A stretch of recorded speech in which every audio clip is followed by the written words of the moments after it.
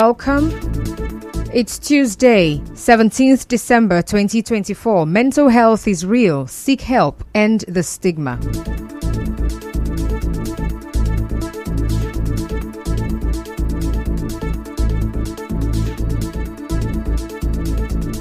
On the news this evening, Governor Fubara cautions Rivers people against dishonest politicians.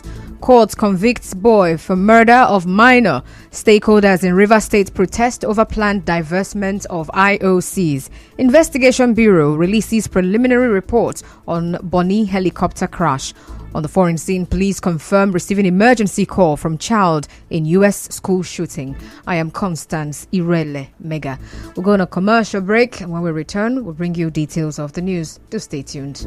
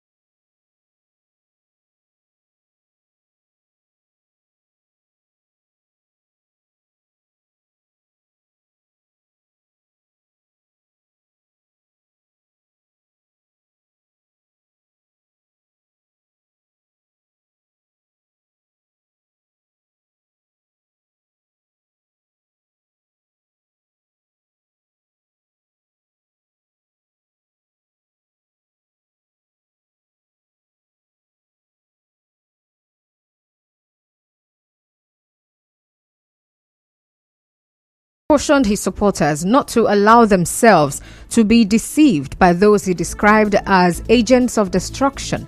Governor Fubara said this during the commissioning of the Bori internal roads in Kana local government area today. Now, the governor also emphasized his victory in the political crisis in the state. But I cannot be separated from this senatorial district. The success of this senatorial district is my success. So I feel sorry and pity for those of you who have decided to be agents of destruction, more especially from this senatorial district. You ask yourself, if they love you, why did they pepper your lot before? Like I would tell all my supporters, God is our fighter. Don't bother yourself about what you see today. What you should be worried about is what will happen that you don't see, you don't know. Not this one. If it's this one, we have already conquered it. Governor Fubara also charged the people to be accommodating and promised to bring more development to Kana local government area. Now, in his remarks, the former national chairman of the People's Democratic Party, Uche Secondus, who commissioned the road, charged the governor to remain courageous and strong.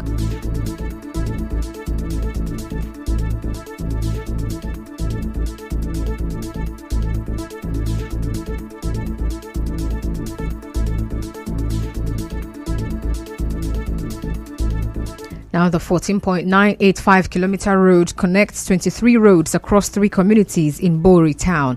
In the meantime, Chairman of Kana local government area, Martin Nwibo, says the newly commissioned Bori internal roads will foster economic activities, reduce travel time, and enhance security in the area.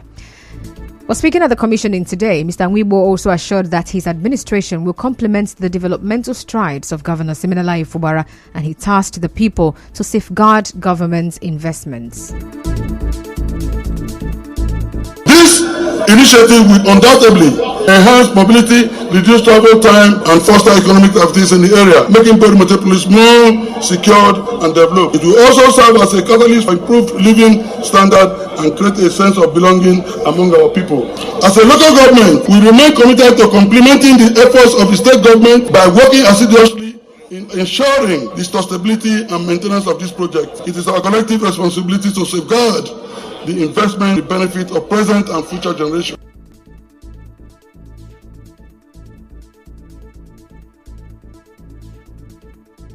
Now, the Kana Council boss, while appealing for more support from the state government, also disclosed plans to embark on the development of New Bori town in line with the urban renewal vision of Governor Fubara. We appeal to His Excellency to kindly consider phase 2 of this laudable urban renewal initiative.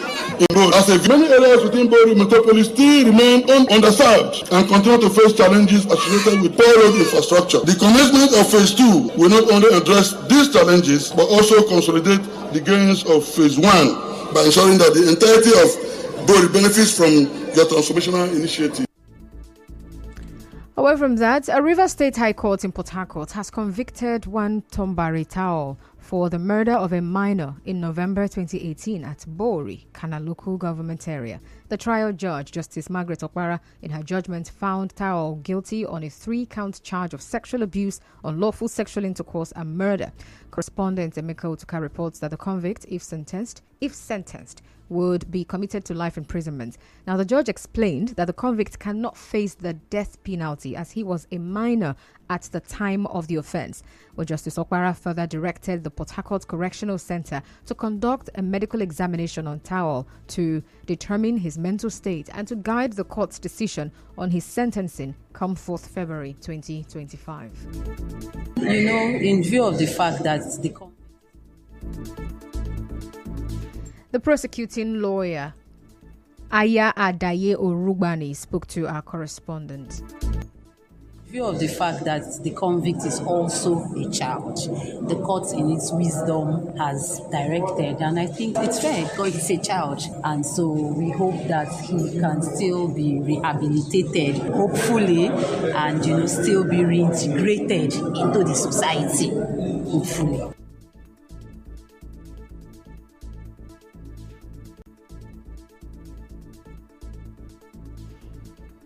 Moving on, members of civil society organizations, including oil-bearing communities, leaders and women from the Niger Delta region, today staged a peaceful protest against the planned divestment moves by the international oil companies, IOCs. The protesters, who gathered at Abonima Wharf Junction axis of Port Harcourt, marched to the Rivers State Government House to submit their protest letter. The program manager of Social Action, Prince Edebo, addressed the protesters in front of the government house.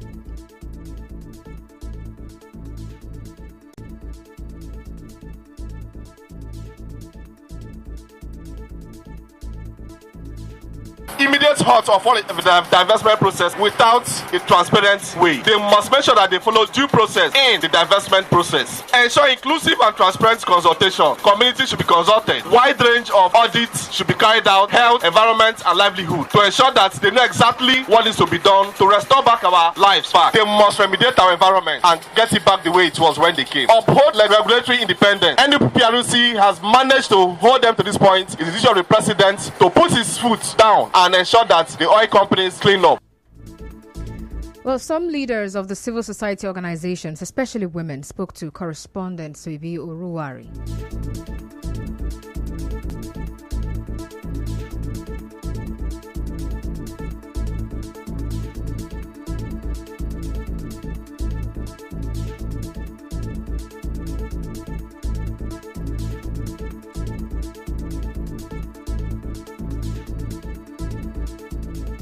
In other news, the Rivers State's Committee on Flood Management and Prevention has started the distribution of the presidential palliatives to the flood-impacted communities in the 23 local government areas, including non-indigens in the state. The Deputy Governor of the state, Ngozi Odu, who is also the chairman, spoke to journalists after their distributions today.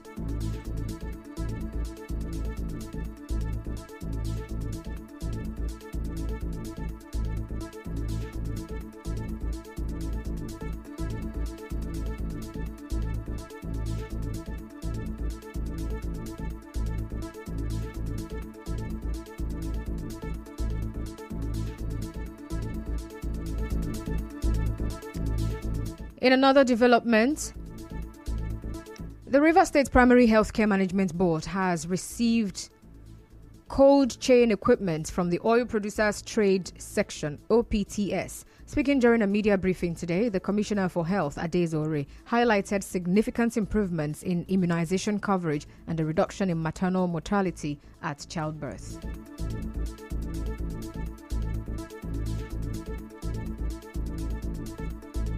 As we were analyzing the data in the last 3 months, we were pleased that we have seen an increase in immunization coverage by virtue of the work that the management and staff of the Rivers State Primary Healthcare Management Board have been doing.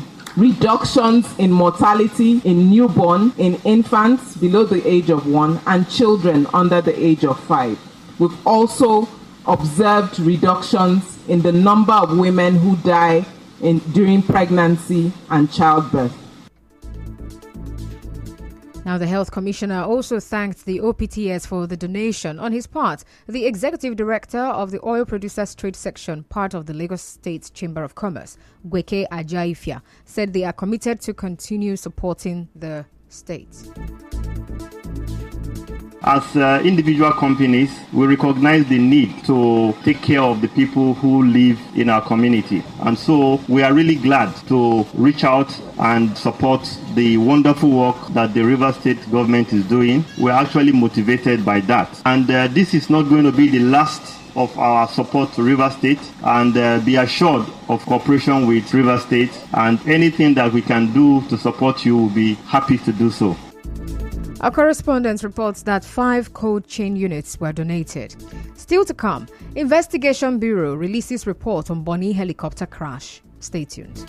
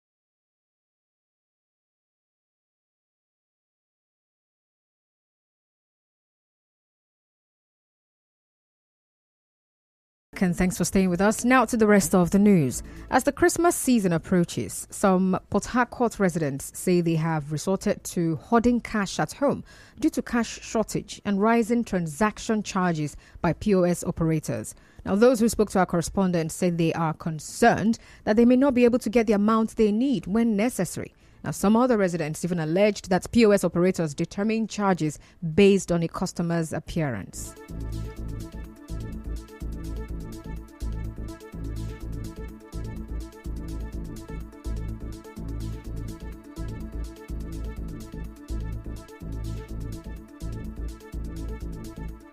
for too much now. That's why I save cash in the house. Then both POS will go back to no one.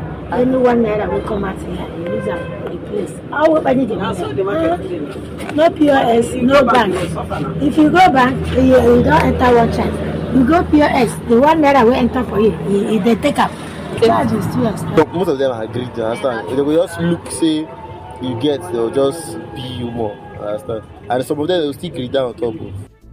Meanwhile, some POS operators said their inability to get enough cash from banks has forced them to buy from traders, leading to an increase in their charges. They said although they can't continue with their old transaction fees, they are also trying to keep the charges reasonable. Before it's 100 naira we charge. Then when there was cash, 5,000 is 100 naira. But now that cash is expensive, we charge 5,000 for 150. Why some still collect 200, but we here is 150 that we used to collect. It's that we don't have cash, so the charges is getting too high. Even the cash we are buying is expensive now. Normally, if we buy 100,000, it's 1,000. So the charge is 150. I don't go to the bank. But if I go to the bank, they cannot give me up to that amount. So I don't normally go to from 200, and that 200 is not from everybody. So it's a number. Had told our correspondents that the CBN is making efforts to ease the challenges posed by the cashless policy. It's very important for us to know that the Central Bank of Nigeria is still pursuing the cashless policy, and the cashless policy promotes execution of transactions through e-channel. The bill seeking to prohibit the use of foreign currency in Nigeria has scaled first reading in the Senate. The bill is sponsored by the chairman of the Senate Committee on Reparations and Repatriation, Ned Nwoko. Now, Senator Nwoko described the use of foreign currencies for transactions in Nigeria as a colonial method that continues to hinder Nigeria's economic independence. The Nigerian Safety Investigation Bureau, NSIB, says the bodies of 3 of the 8 occupants of the helicopter that crashed in Bonny, Finima, Rivers State in October have not been found. In its preliminary reports released today, NSIB Director General Alex Bade said the flight crew used non-standard phraseology throughout the flight with no standard callouts for various flight phases. Mr. Bade added that the helicopter's radio altimeter was reported faulty and deferred on 18th October, 6 days before the accident. He said no dew point data was included in the weather information provided to the helicopter on the day of the incident. We recall that a Sikorsky helicopter operated by East Wind Aviation Logistics Services Limited crashed into the Atlantic Ocean near Bonny, Finima, Rivers State on 24th October this year, killing all 8 occupants. We go on another break and we continue with the news. Do stay tuned.